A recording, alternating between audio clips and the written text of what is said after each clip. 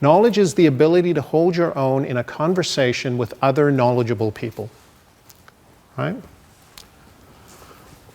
So just add that. It's a rhetorical competence, right? Add that to your definition of knowledge. Until I can hold my own in a conversation with other knowledgeable people about this, I'm not going to claim I know something about it. Some of you may be quick enough to have decided that that's a circular definition, right? I've just defined knowledge by reference to knowledgeable people. But how do they know? And how do we judge that the other knowledgeable people have knowledge if their only competence is to have a conversation with other knowledgeable people? It seems kind of like we're going in a circle. The good thing about a university, though, is that there's absolutely no mystery about who the other knowledgeable people are, right? You are the other knowledgeable people, right?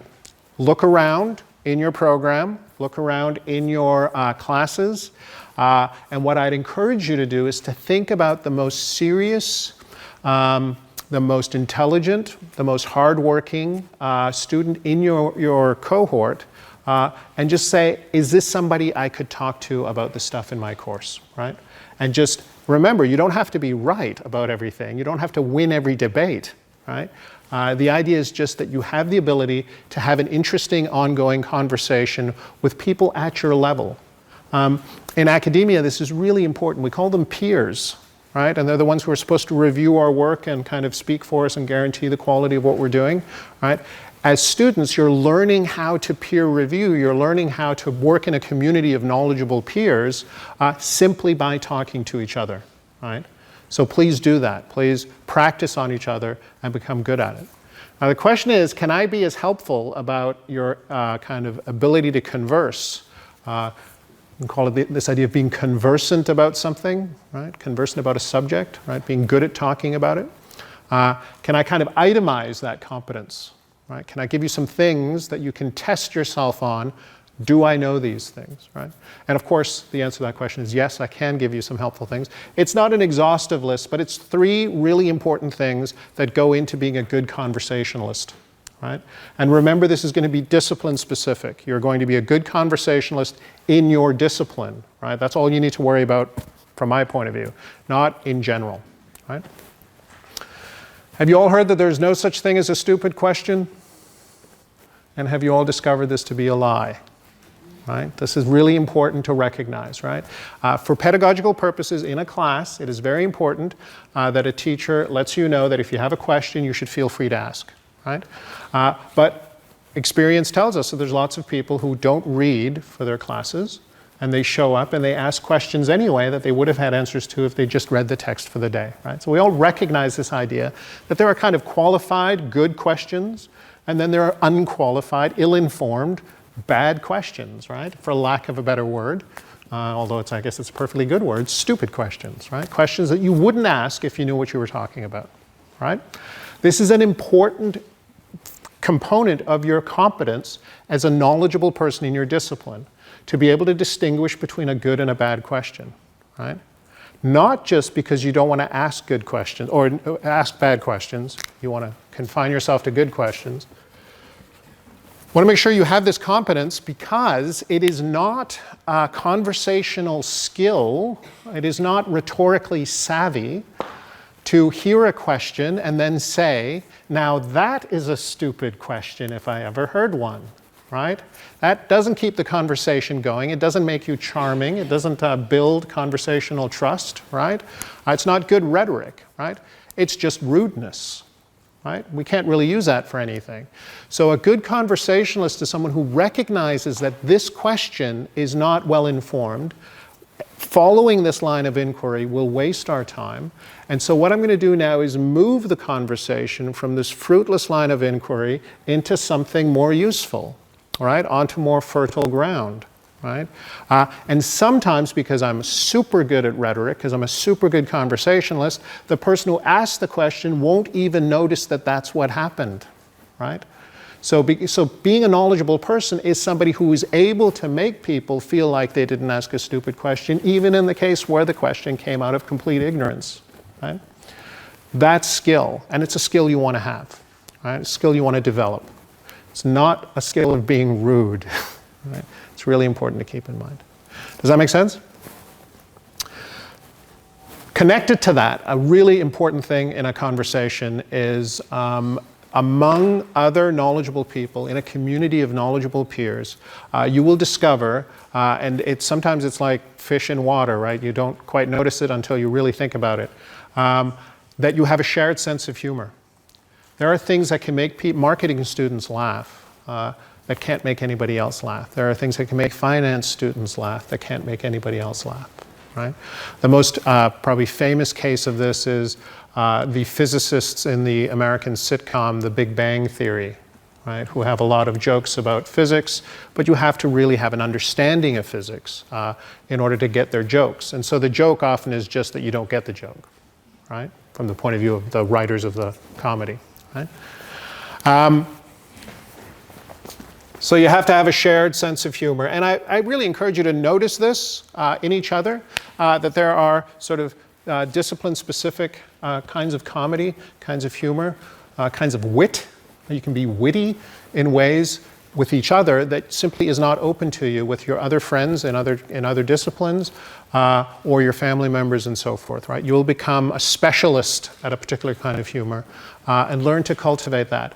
This is not because all conversation should just be a series of jokes, or certainly not because your writing should be really funny, but because style emerges sometimes from holding back the joke, right? So you know that here's something that could be funny, you're aware of it, and you're writing your prose or you're telling your story with an awareness of that, but you're not making the joke, right? You just know it's there, right? That is an important element of your stylistic sense, right? Of your ability to write in a compelling and interesting way. So just don't try to be funny all the time, but understand that the possibility is there, right? And that brings us to the most perhaps interesting or controversial part of my talk tonight, because there's an important part of your conversational ability of being in a community and talking in a community, which isn't so much a sense of humor or sense of the good question, but a kind of shared morality, a shared system of values. And you'll find that different disciplines have different systems of values. So organizational theorists have one system of values, usually quite a pro-social orientation for obvious reasons, whereas economists are a little more hardcore, if you will, and they they look at the world in a slightly more brutish and nasty way sometimes. And these systems of values of what you think is acceptable behavior, what you think is acceptable speech, will color your discourse, of course, right? So this value will find itself expressed in your writing. And so I think you're all vaguely aware of what I'm talking about. But what's interesting was that a few weeks ago, I was in China. And I said exactly the same thing to a group of mixed Chinese and European students in a joint program that we're running over there. And if you say everything I just said, what's very interesting is you can tell immediately that the Chinese students are thinking about one kind of thing that it's not okay to say, right? And the European students are thinking about a completely different kind of thing, but it's just as not okay to say it. And they're just as worried about saying the wrong thing, right? So you've got two groups of students. They're very different. They have a different set of values, different rhetorical conditions. The problem is the same, right? Worrying about what I might accidentally say that will expose me as the wrong kind of person for this discipline, right? For this community, right? And of course, we all know this to be something we call political correctness, right? And it's just it just applies differently in different disciplines, right? Does that make sense? Now, you might think I've just, because there are things that are not okay to say. There are things that it would not be good for your career to have forever immortalized on the internet, right? So this is something you have to worry about. And I do offer you a kind of warning, but I also want to say something a little more encouraging about it. And to do that, I've started reminding you, some of you and others just teaching you about this wonderful Swedish heroine. Probably call her a Scandinavian heroine so that we Danes can enjoy it as well. Ronja, the robber's daughter. She's an Astrid Lindgren character, sort of Pippi's less famous cousin. And she reaches a certain age. She's living in the Middle Ages in the forest in a castle with her gang of thieves. And she reaches an age, about 14 years of age, I believe, when she's allowed to go out into the forest and explore it by herself. And her father is, of course, very concerned for her welfare. And so he says, you have to be very careful down by the river. It's a dangerous place. And he says, you have to be very careful by the abyss of doom, which, of course, is a dangerous place, right? So what does she do? Does she stay well away from the river? Does she stay well away from the abyss of doom? No, no. She goes right down to the edge of the river and is very careful there, right? She goes right up to the edge of the abyss of doom, jumps over it and back again, but very carefully, mind you, right? She recognizes that if I've been told about a danger, I better go right to it and learn how to handle it, right? She doesn't say, I've been told about a danger, so now I have to stay away from it for as long as I can possibly do this, right? That's how you build this skill, is you recognize that the boundary is there are things that are not okay to say, and you seek out opportunities to explore that danger, right? And this is where using each other is a really fantastic tool at university, right? Recognize that you're all here to learn, recognize you're here to take some risks, right? Be kind to each other, of course. Don't be reckless in your experimentation, right? But give each other the chance to make mistakes in conversation so that you can recognize where this boundary goes. Because just like you don't want to be the person that calls a question stupid, that's not rhetorical competence, you also don't want to be the person that just takes offense or just causes offense just because chaos is great, right? You don't want that, right? You want to be somebody that is able to provoke constructively.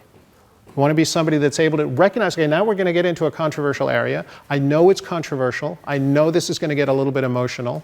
I have a plan for how we're going to get through the next 10 minutes, right? And we'll come out on the other end, maybe not friends any longer, but still peers, right? Still part of the same community, right? And that's really what you want to make sure of, right? You want to make sure that you have the rhetorical tools you need to provoke in a constructive way. If you constantly think that the best thing to do is stay away from anything controversial, you won't develop those tools, right? So this is something you want to practice. Does that make sense? I hope I've convinced you that these are 3 things that are worth working on, worth training, worth kind of noticing, that are always at work when you are having a conversation about your subject matter in your courses. It's also things that apply in the classes themselves, but certainly in smaller groups outside the classrooms as well, right? Have conversations, recognize that being conversant is a skill, rhetoric is something you want to internalize and make part of your skill set.